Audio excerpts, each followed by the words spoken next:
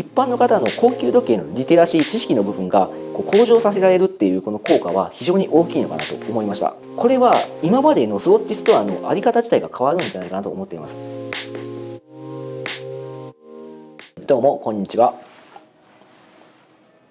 時計通信編集長の須川です。今回はスウォッチとブランパン、このコラボレーションモデルの現物比較と考察を行いたいと思います。こちらがスウォッチとブランパンのコラボレーションモデルのバイオセラミックスキューバ50ファゾンスコレクションということになっています。この50ファゾンスという代表モデルが70周年ということになりますので、それを記念したコラボレーションということになっています。色としては5種類あるというような展開になっています。日付があるないっていう違いがありまして、日付がついているのが太平洋、大西洋、インド洋モデル、そして日付がないのは北極海と南極海モデルとなっています。でちなみに北極海と南極海の日付がないモデルは611にブランパンのこのヴィンテージ50ファゾンスにあったようなノーラジエーションのマークだったり精密性インジケーターがついていたりと、そういったヴィンテージの50ファゾンスをオマージュしたようなデザインになっているので、日付がなくてそういったマークがあるという違いがあります。スペックの話なんですけども、この50ファゾムスについては、名称が50ファゾムスというのが、91メーターという意味になるので、91メーター防水の時計になっています。外装の素材は、オメガの時と同様バイオセラミックという素材を使っています。自動巻きのタイプでパワーリザーブは90時間パワーリザーブになっています。で中に入っているのは自動巻きのシステム51という機械が入っていまして、2013年に開発された時に結構話題になっていたんですけども、このシステム51がどういったものかといいますと、この51という名前がある通り、中のムーブメントの部品点数のことを言ってまして、51個の部品で自動巻きのムーブメントを職人さんが作るわけではなくてオートフォーメーションで作っていって、最後1個ビスで中央を止めて終了するという形ですので、わずか51個プラスネジ1個という部品でできているので、51点という部品がもう非常にすごいなと思っていまして、部品点数を少なく自動巻きが作れているので、しかも日付までついているので、かなりすごいことだなと思っています。ちなみに今回はオメガスウォッチのコラボの時はクォーツ時計だったにはかかわらず、今回のブランパンとのコラボでは自動巻きのシステム51が載っているんですけど、これについてはおそらくブランドのこのコンセプトが変わっていると思いまして、実はブランパンというブランドは機械式時計しか作りませんというコンセプトでやっているブランドですので、おそらくこのコンセプトがあるので、クォーツムーブメントは搭載することができなかったかと思いますので、だからこそ、このスウォッチが持っている自動巻きのシステム51、これが最大限に今回活用できて、この50ファゾムスのコラボレーションに搭載できたのかなと思っています。ではここからが本題の現物比較をしていきたいと思います。一番違いが気になるのはサイズ感が全然違いまして、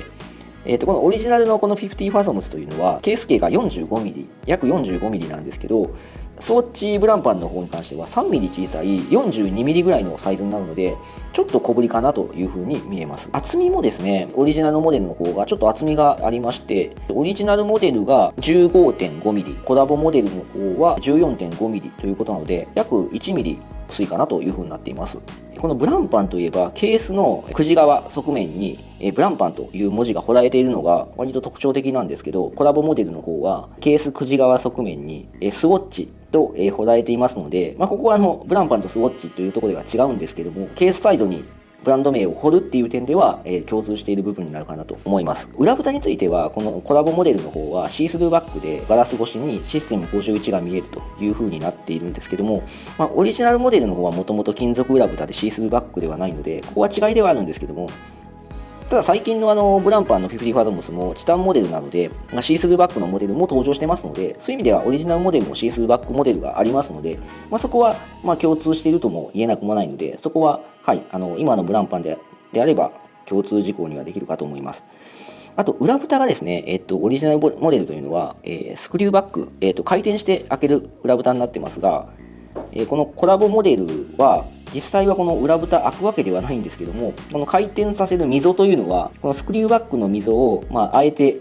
デザイン上模倣しているっていう点は非常に面白いかなというふうに見えます。個人的にここちょっと上手に作ったなって思っている部分が回転ベゼルでして、このオリジナルモデルの特徴といえばこのベゼルにサファイアガラスを使うという特徴があるんですけども、膨らんだ形状になっていて割と透明感があるっていうのが特徴なんですけど、今回コラボモデルの方もサファイアガラスではないんですけども、この透明の仕様にされてまして膨らんだ形になっているので、ここは割と近いテイストで作っているかなと。あとベゼルの文字も1から15までが1分ずつのメモリがあって、その他は5分ごとになるという点は共通していて、12時側のひし形のインデックスも同じですので、デザインのテイストはだいぶ近いかなと思います。でそして回転ベゼルでいうと、オリジナルモデルが逆回転防止の回転ベゼルになっていて120ノッチになっているんですけども、このコラボモデルに関しても、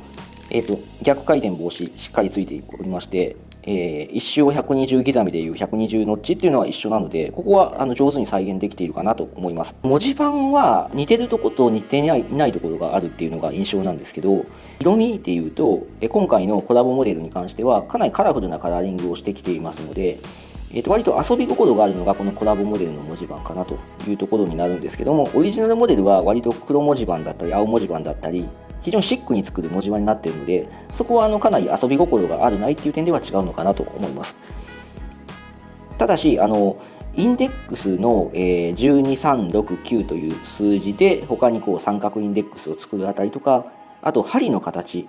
に関してはかなり上手にトレースできているかなと思いますので、そういった針インデックスのトレースは、かなりよくできているかなと思います。特にこのブランパンって針の形に特徴があるので、ここは上手に再現できているのかなと思います。あと個人的にいいなと思ったのが針の、秒針の長さを、割と安価の時計って長さが足りないっていうことがあるんですけど、ちゃんと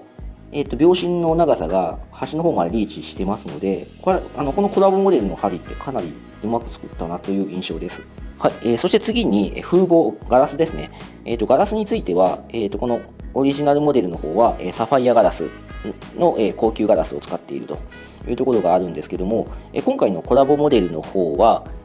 サファイアクリスタルではなくてバイオ由来の風防というふうにありましたので、パッと見はプラスチック風防かのような見た目になっているんですけども、ちょっと風防の素材は違うというところはありそうです。今回ダイバーズウォッチということなので、重要な要素になるのが夜光塗料。オリジナルモデルは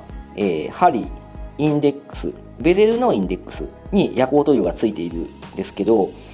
このコラボモデルの方も針もインデックスも、ベゼルインデックスも全部夜光塗料光りましたので、そこはしっかりと再現できているかなと思いました。リューズの形は近いような形で、作っているんですけども、リューズ先にあるロゴですね。ロゴは違いまして、オリジナルモデルはブランパンの頭文字の B のみになるんですけど、コラボモデルの方は、ブランパンの B とスウォッチの S が両方ある B×S と書いてますので、ここは違うかなと思います。